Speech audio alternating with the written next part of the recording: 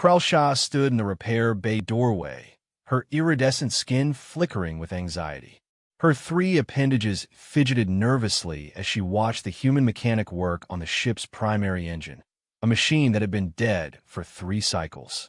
"I'm too fat to be loved, sir," she said quietly, her translation implant converting the Vrindian phrase into clumsy standard. "But I can cook." Marcus paused mid-wrench, processing the non sequitur. The Vrindian crew had rejected her months ago, their sleek forms and rigid society leaving no room for someone like Krelshaw. She'd been relegated to menial tasks, her obvious intelligence ignored because she didn't fit their aesthetic standards.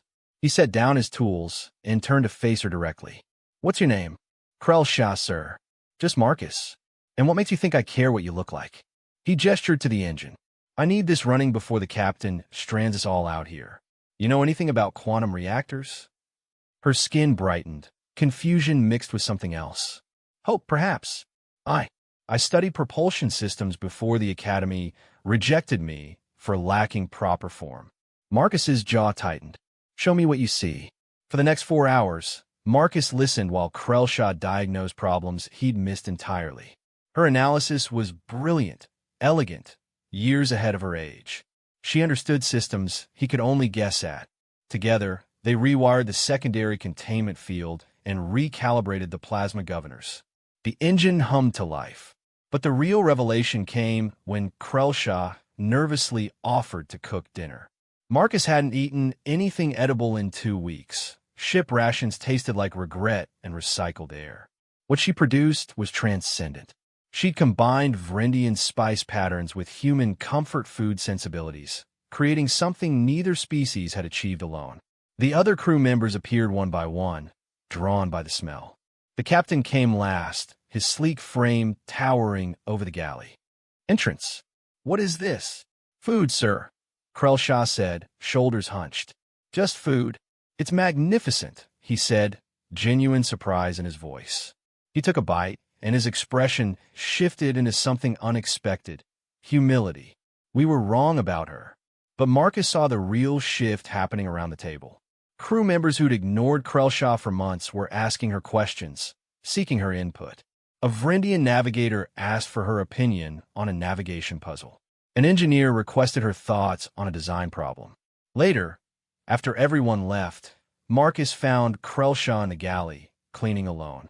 "You're not too fat to be loved," he said simply. "And you're not just a cook, either."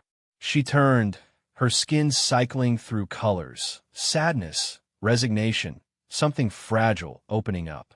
"They only wanted me for food now." "No." Marcus moved closer. "That's not how humans work.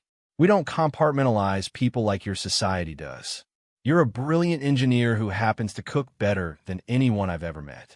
You're someone who kept trying even when everyone told you to diminish yourself. That's not weakness, Krelshaw. That's strength."